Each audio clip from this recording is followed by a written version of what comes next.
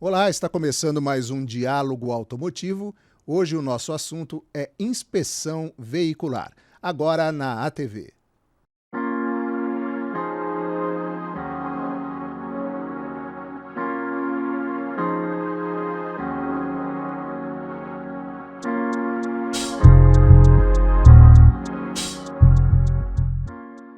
Estamos recebendo hoje Cláudio Torelli, que é autor deste livro que você está vendo agora, Vidas Preservadas, Inspeção de Segurança Veicular, a desconhecida experiência brasileira. Cláudio, muito obrigado pela sua presença, bem-vindo aqui ao Diálogo Automotivo. Cláudio, obrigado, meu xará, né? Hoje obrigado. vai... O pessoal de bom gosto, esse aqui, escolher nome, né? Hoje vai ser difícil de errar o nome, né? De vez em quando eu erro, aí o pessoal fica bravo, mas agora eu não vou errar, não. Muito obrigado aí pelo convite e da gente ter a oportunidade de falar sobre inspeção de segurança veicular no Brasil e falar um pouquinho sobre vidas preservadas, o que levou a escrever isso. Um assunto muito importante, né? A inspeção veicular está no Código de Trânsito Brasileiro, mas a gente não consegue tirar do papel, né? Cláudio, por que um livro sobre inspeção veicular? Na verdade, é o seguinte, a inspeção de segurança veicular, ela está no código e ela é praticada. Ela é uma inspeção voltada para a verificação da qualidade dos veículos com relação às modificações realizadas, né? É uma inspeção de efeito, né? Fez a modificação no veículo, qual o efeito que ele causa nesse veículo com relação à segurança. E nessa atividade nós estamos aí há muito tempo, são 27, 28 anos, estamos chegando próximos aí a 1 milhão de veículos verificados nesse período, né? Então, nos deu uma vivência no negócio e, em um certo instante, eu preciso contar essa história, né? E, um certo dia, me perguntaram o que você faz, né? Com o que você trabalha, né? E eu brincando, eu respondi, falei, eu trabalho com raiva, né, cara? Porque eu gostaria mesmo de estar passeando. Mas aí, essa pessoa que fez essa pergunta, com que você trabalha, me colocou para pensar. Porque até eu explicar uma inspeção de segurança veicular e tudo mais, eu falei, não, eu trabalho, Aliás, na verdade... deixa eu abrir um parênteses aqui, nós temos que separar, então, a inspeção de segurança veicular da inspeção técnica veicular, né? Sim. A ITV que a gente não tira do papel, né? Que a gente não tira do papel. Uhum. Mas a inspeção técnica veicular, a de segurança veicular, ela é realizada por organismos de inspeção acreditados pelo Inmetro e licenciados pela Secretaria Nacional de Trânsito para fazer a inspeção em veículos com histórico diferenciado, que são os modificados, recuperados de sinistro, de fabricação artesanal. Ele é um trabalho de engenharia, né, executado por técnicos em mecânica, supervisionados por um engenheiro full-time. Tá? Essa é a atividade. Diferente da ITV, que a ITV faz uma verificação das condições de segurança do veículo no instante que ele está na condição original e em circulação, né? E os equipamentos obrigatórios. Mas o que levou efetivamente, como eu estava dizendo, a questão de escrever um livro, que nesse instante, quando essa pessoa me faz a pergunta com que eu trabalho, me colocou para pensar, cara, eu trabalho preservando vida, porque cada carro que eu reprovo, né, que não tem freio, que não tem alinhamento, tal, eu estou ajudando, né, a preservar vidas. É um acidente a menos, né? E aí, por que eu vou relatar isso num livro? Porque não precisa ficar uma história, ninguém conta essa história. Pelo tempo e por um pouco de pesquisa que a gente fez, dá para ter um painel de como isso vem crescendo e desenvolvendo no Brasil. Então, essa evolução que eu tive a oportunidade de acompanhar, me motivou a relatar. Porque a evolução ela é muito grande. Hoje nós temos praticamente o país inteiro coberto por organismos de inspeção, por instituições técnicas licenciadas. Temos uma quantidade de veículos verificados que está batendo a 30 milhões de veículos verificados por esses organismos existentes no país ao longo de 30 anos. Então, já é uma massa muito grande. Vamos contar um pouco dessa história. Foi isso que motivou, e ela começa contando a história de uma reprovação de um veículo, e aí depois eu vou colocando a evolução da própria inspeção. Como foi agregando valores, como foi agregando técnicas, aí veio uma norma construída para isso, e regulamentos técnicos sendo aprimorados e continuam sendo aprimorados até hoje. Quando surgiu a inspeção de segurança veicular no Brasil?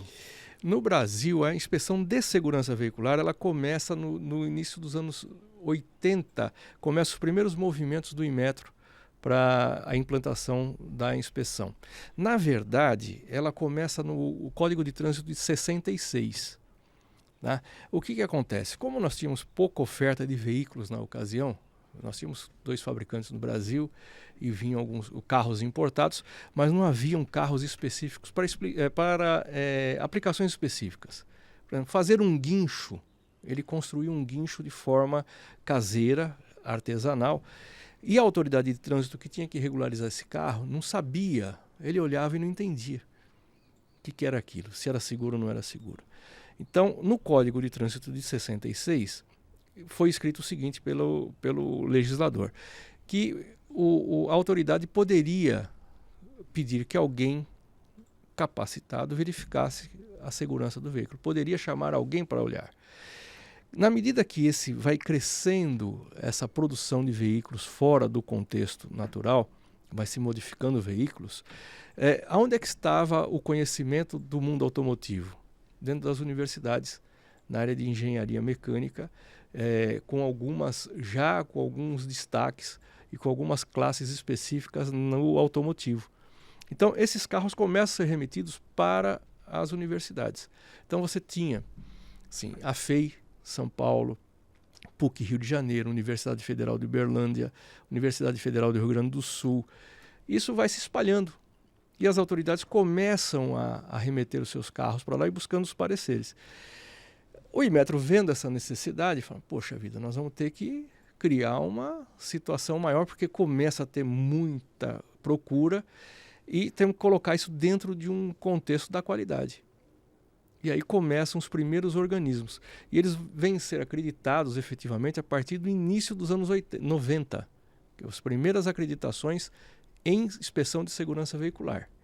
Antes disso já havia acontecido a acreditação, o credenciamento de organismos de inspeção de produtos perigosos. Começaram um pouquinho antes da inspeção de segurança veicular, mas ela vem lá de 1990, no início de 1990. Começaram os movimentos no início de 1980 para ter esse formato de organismo de inspeção.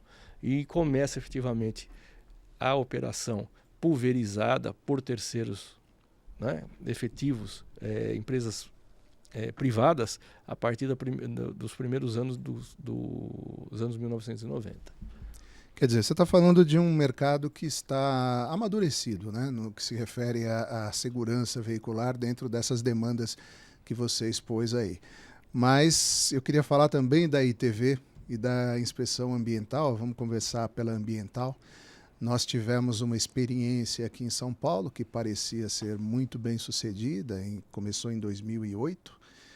Depois, em 2009, passou a abranger também os carros de passeio e isso acabou por questões políticas que foram tratadas até na recente campanha eleitoral para o governo de São Paulo como uma máfia que foi desbaratada, e acabamos por perder a inspeção ambiental veicular aqui em São Paulo, na cidade de São Paulo. Qual é a avaliação que você faz de todo esse conjunto de acontecimentos, desde os resultados práticos, desde a parte técnica dessa inspeção, porque inclusive havia muita reclamação por parte dos consumidores, já que para muitos a inspeção foi apresentada como mais uma taxa, e não foi feita a devida divulgação dos benefícios, talvez, que esse programa traria, e até a questão que acabou levando ao encerramento das atividades da Controlar aqui na capital paulista. Enfim, esse conjunto de acontecimentos, como é que você avalia? Eu entendo que houve uma falha, primeiro, na divulgação dos benefícios. Não se falou o quanto se evitaria de mortes diretas por doenças pulmonares se verificando a emissão de poluentes. Talvez o público não saiba, são 5.000 mortes provocadas por emissão de poluentes em São Paulo por ano. Isso segundo o professor Saldiva. É um número que está aí, que basta pesquisar que vai entender. Então, se houvesse uma divulgação com relação a isso, todo pai que tem um filho com bronquite não ia queixar-se de pagar 40, 50, sei quantos reais era lá para ver a emissão de poluentes. Então você já teria aí uma massa de pessoas, porque bronquite é uma coisa natural na vida das crianças, a gente pode colocar assim, o pai que tem um filho com bronquite, automaticamente ele iria concordar com a necessidade se ele soubesse os efeitos que faz a emissão de poluentes. Então, esse seria o ponto. Então, na partida, houve uma má divulgação dos benefícios, eu acho. Que se fala isso para o pai, consequentemente, você teria uma massa favorável já muito grande, né? Que é diminuir as doenças e diminuir as mortes consequentes. Então, esse é o primeiro ponto. Tá?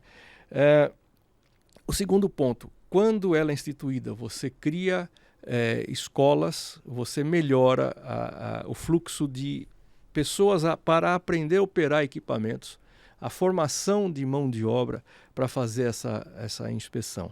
Só que não fica só na mão de obra da inspeção, aí você tem aumento de serviço nas oficinas mecânicas, porque normal, mesmo o seu carro bom, o seu carro novo, era normal e muito comum nós levarmos o nosso carro primeiro para a nossa oficina amiga lá, nosso mecânico amigo. E aí tem um efeito que ninguém olha. Quando esse cidadão olhava esse carro, levava o meu carro lá, passa por um analisador de gases, aproveita, dá uma olhada na pastilha de freio para mim, veja a bateria como é que está, meça o alternador, coisas naturais que dá avaliação naquele instante, que acabava fazendo com que tivéssemos carros melhores circulando. Consequentemente, menos carro quebrado na rua. Então, se nós formos fazer um elenco das consequências positivas de uma inspeção, e nós só estamos falando da ambiental, não entramos nem na questão da mecânica, que seria a ITV. Só a ambiental, a quantidade de benefícios que ela traz, né? A fábrica que faz o analisador de gases, que faz o opacímetro, ela vende para a empresa que faz a inspeção, mas ela vende para a oficina que verifica o veículo. Então você tem toda uma cadeia de benefícios que ela vai do dono do veículo, que esse benefício ele não vê, que é o seu pulmão bom, né, de seus familiares, até a geração de empregos em toda uma cadeia e faz a economia virar. Então eu acho que a interrupção do trabalho, dessa obrigatoriedade da inspeção ambiental, foi um grande desacato com a saúde humana. Você vê isso como uma questão política ou havia deficiências técnicas e outras deficiências, até da parte de licitação, que precisariam ser revistas? Era necessário mesmo acabar com o programa? Veja só, eu tive a oportunidade de participar. Vamos lá, você colocou a pergunta, problemas técnicos? Não. Não. Por que eu afirmo que não? Porque na atividade da inspeção de segurança veicular, nós fazemos, por exemplo, o veículo a gás anualmente. Ele tem que passar por uma inspeção de segurança veicular para a renovação do selo do Inmetro e para o próprio licenciamento. E aí, os nossos equipamentos, assim como o equipamento da empresa executora da inspeção ambiental, esses equipamentos passam por uma aferição anual feita pelo Inmetro através do IPEM. Quando você tem os resultados iguais e os equipamentos são aferidos, então você tem a seriedade do resultado. Então ele poderia ter uma vantagem em alguma das pontas, mas alguém ia pegar porque os equipamentos são aferidos. Ele não poderia ser aprovado por mim e reprovado pela empresa. Ele não poderia ser aprovado pela empresa e ser reprovado por mim. Então essa colocação, essa checagem natural mostra que o serviço era bem prestado. Não pode colocar em dúvida isso aqui. A segunda questão que você coloca é com relação à licitação, a forma que ela foi montada naquela ocasião. É muito discutível. É muito discutível, porque licitou-se quem participou da licitação, quem participou do jogo, né? Então, nós não temos isso com clareza. Nós sabemos que uma empresa de grande porte levou, ganhou. Na verdade, começou com um pequeno porte, depois foi adquirida por um de grande porte, mas nós não temos o conhecimento da forma como essa licitação fez essa empresa campeã. Não sabemos disso. Quando se extingue, praticamente suspende e se parte para um novo processo licitatório, eu tive a oportunidade de acompanhar isso na Câmara. tive voz lá na plenária da Câmara para falar e participei dando algumas sugestões para a Secretaria de Verde e Meio Ambiente na ocasião, através do seu secretário, que era Dr. Ricardo. Fizemos algumas sugestões, acompanhamos todo o processo. Haviam empresas interessadas, empresas internacionais interessadas em participar, havia empresas nacionais interessadas, havia todo um momento bom para se fazer acontecer. Mas aí a gente não entende em que momento isso não evoluiu, né? Ou por que não evoluiu, né? Mas haviam sim os atores interessados, havia um texto de licitação bastante razoável com relação às questões jurídicas. Foi-se pensado de uma forma que não se deixasse brechas para impugnações, né? Estava muito bem conduzido, mas aí esbarrou em algumas coisas que nós não conseguimos identificar e não aconteceu. Mas haviam interessados, inclusive. Até aí a gente acompanhou. É isso aí, estamos conversando aqui com Cláudio Torelli, autor do livro Vidas Preservadas. A gente volta já já aqui na ATV.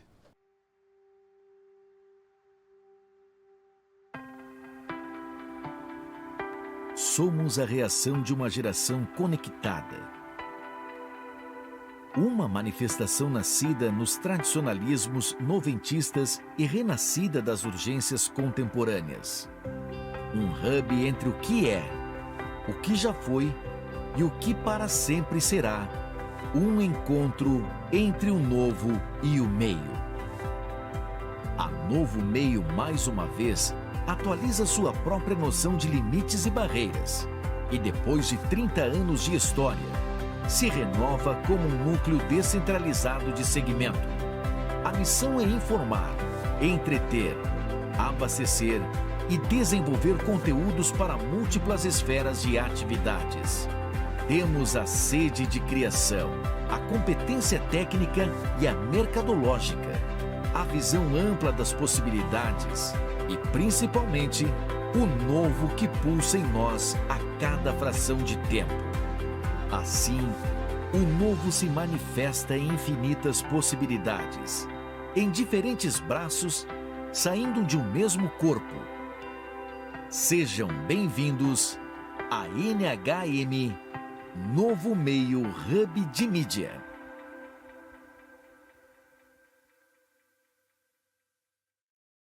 Estamos de volta no Diálogo Automotivo com Cláudio Torelli, autor do livro Vidas Preservadas, Inspeção de Segurança Veicular, a desconhecida experiência brasileira, é esse aqui. Daqui a pouquinho o Cláudio vai contar como você pode ter acesso a esse livro, né, Cláudio? Sim. Mas antes disso, vamos falar um pouquinho da ITV, Inspeção Técnica Veicular, que eu comecei a nossa conversa falando especificamente disso, que ela se encontra no Código de Defesa, no Código de Trânsito Brasileiro. O consumidor precisa de se defender de vez em quando, mas inclusive da falta da inspeção, mas o nosso caso aqui é outro. Por que essa inspeção até hoje não saiu do papel? Eu vejo que é uma proteção ao consumidor que não protege. Se vende a proteção ao bolso do usuário do veículo, né? Vamos proteger o cidadão, nós estamos aqui para evitar que ele tenha mais uma taxa.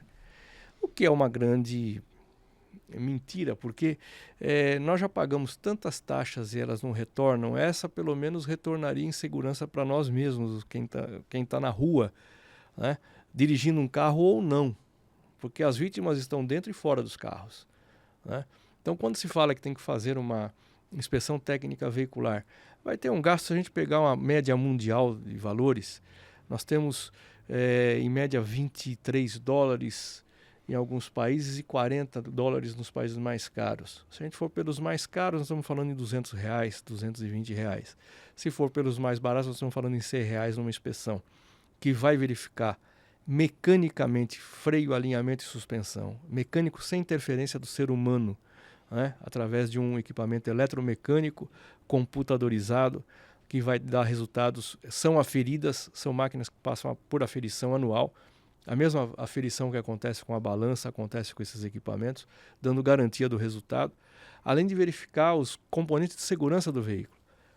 Iluminação, freios, iluminação, cintos de segurança, abertura, fechamento de porta. Parece que não é importante, até que se aconteça o acidente, né? Então, se isso for levado ao cidadão como um benefício que ele vai ter na redução de acidentes, o que também não é difícil de se comprovar que ela acontece, porque basta pegar os índices que tem nos outros países do mundo que já praticam essa inspeção, tudo leva para o convencimento da necessidade. Então, ao invés de ficar dizendo que vai onerar o cidadão, pelo contrário, vai salvar a vida do cidadão e vai trazer uma série de benefícios. Já falamos sobre emissão de poluentes, que na ITV, na Inspeção Técnica Veicular, acontece também a avaliação. Estamos falando da segurança, e tudo isso com exemplos do que acontece no mundo. Então você pega uma Alemanha que pratica uma inspeção de segurança veicular, da inspeção técnica veicular, desde quando apareceu o carro na Alemanha. Quase 100 anos fazendo inspeção. Surgiu o carro, já começa o processo de verificação. Depois, na sequência, vem a Suécia, já em início dos anos 60, fazendo essa inspeção também. E trazendo assim, números fantásticos de redução de acidentes, com vítimas e sem vítimas. Uma redução no consumo de combustível, também altíssimo, porque os veículos passam a andar de forma regulada, né? E você tem hoje países, aqui na América do Sul, você tem Chile, você tem Uruguai, Paraguai, você tem uma série de países que praticam a inspeção técnica veicular, sem nenhum chiado, sem nenhum problema. Costa do Marfim faz, tem uma série de países fazendo, além dos países da Europa, praticamente todos fazem. E com uma penalidade muito grande, que quem não faz a inspeção técnica veicular tem seu carro apreendido na estrada, não importa que lugar da estrada que ele está, esse carro vai ser colocado sobre uma plataforma e vai ter que pagar uma multa caríssima, né? Ultrapassa 300 euros uma multa hoje de um veículo desse apreendido sem a inspeção técnica veicular. Então, o que a gente vê e choca o que eu diria assim, nós somos uma empresa de inspeção de segurança veicular. E eu não falo como uma empresa, por conta do seu tamanho, uma empresa nacional, uma microempresa, né, com 60 e poucos funcionários, ela é pequena no contexto de indústria, de empresa brasileira, mas no segmento ela é uma empresa bem posicionada dentro do segmento. Mas ela não seria uma operadora disso. Ela poderia oferecer subsídios, conhecimento, não seria o operador. Então o interesse não é como operador, mas o interesse que a gente tem que isso aconteça é com relação ao resultado efetivo. Eu não posso escrever um livro, falar dele, vidas preservadas, e dizer que a inspeção técnica veicular não é importante.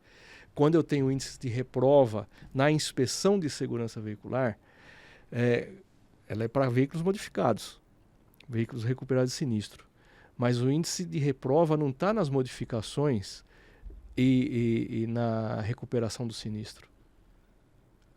Os problemas estão em freio, alinhamento, suspensão, e os números são altíssimos.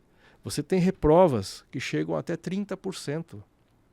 Isso quer dizer que você tem 30% de chances, se nós remetermos isso para a frota, imagina o seguinte, 1% de veículo não brecando efetivamente.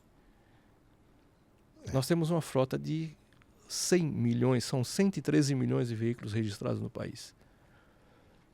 Então, imagina o seguinte, vamos dividir isso por 2, só 50 milhões, só 1% dos 50 milhões. A quantidade de carro que tem colocando a vida em risco na rua. É verdade. Cláudio, a gente conversou no primeiro bloco sobre o modelo da inspeção ambiental aqui em São Paulo, uma empresa licitada, fazia as verificações, emitia o laudo, cabia ao dono do carro procurar o seu mecânico de confiança e voltar lá para checar se o reparo tinha sido feito corretamente. Na sua visão, esse modelo funcionaria para uma inspeção técnica veicular nacional ou você tem alguma outra solução ou sugestão para que a inspeção técnica veicular possa se viabilizar no Brasil em relação ao modelo dos serviços? Aí volta a questão da experiência que aconteceu no mundo. A França fez um modelo pulverizado, Então você tinha várias empresas prestando serviço com pequenas estações. Pequenas estações, eu sou totalmente favorável a pequenas estações, porque nós não temos onde colocar as estações dentro das cidades brasileiras. Se for nas capitais, você não vai conseguir mais mosca branca aqueles terrenos que a Controlar usava em São Paulo. Então vai ter que partir para um modelo que pequenas empresas ou pequenos espaços podem ser utilizados para isso. O que eu estou falando de pequenos espaços? 500 metros quadrados. Né, que comporta manobra, comporta a entrada e saída de um veículo, passar por uma linha de inspeção, que ela tem lá umas metragens que ela tem que respeitar. A forma pulverizada, ela pode acontecer, e tem como ela ser pulverizada e bem realizada.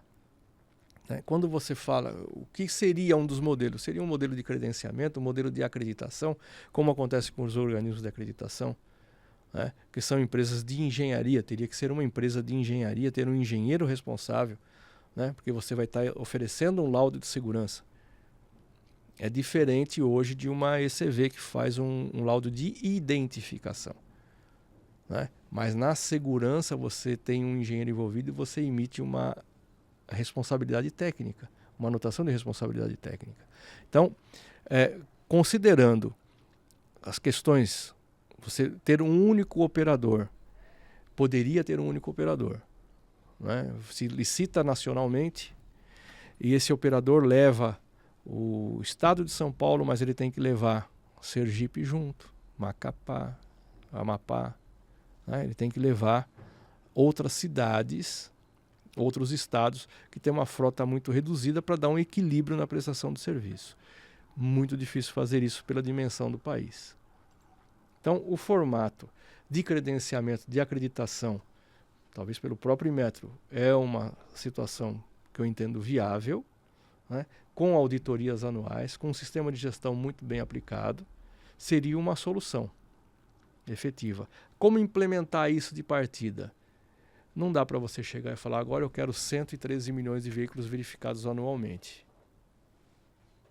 Ou desses nós temos aí uns 70 milhões que tem motor, o resto é rebocável. Não dá para chegar e falar, agora 70 milhões de veículos para dentro de uma verificação de inspeção. Não dá. Que poderia se pensar num escalonamento. Como é que nós vamos escalonar isso? Em primeiro lugar, veículos com 3 anos de uso, que é o período mínimo de garantia da montadora hoje, ele está fora dessa inspeção nesse primeiro momento. Ele não precisa ser inspecionado nos 2 primeiros anos, no mínimo. Não tem porquê, porque ele ainda está fazendo as revisões na concessionária. A concessionária vai brecar se estiver emitindo poluição, ela vai ter lá um certo cuidado para poder botar o carimbo no que esse carro passou pela verificação de garantia. Então você pode afastar isso. Então você já tirou uma quantidade bem razoável. Vamos para os mais críticos. Que são os mais críticos? Os mais antigos. Mas também não podemos penalizar o dono do carro mais antigo. Nós temos que dar uma contrapartida para ele. E se o carro dele estiver condenado, a gente faz o quê? Que pode estar. Então teria que ter uma linha de crédito para esse cidadão que tem esse carro condenado. Vai gerar emprego, vai gerar mais venda de carro, mas ele teria que ter um crédito que ele suportasse pagar. Então, é subsidiado?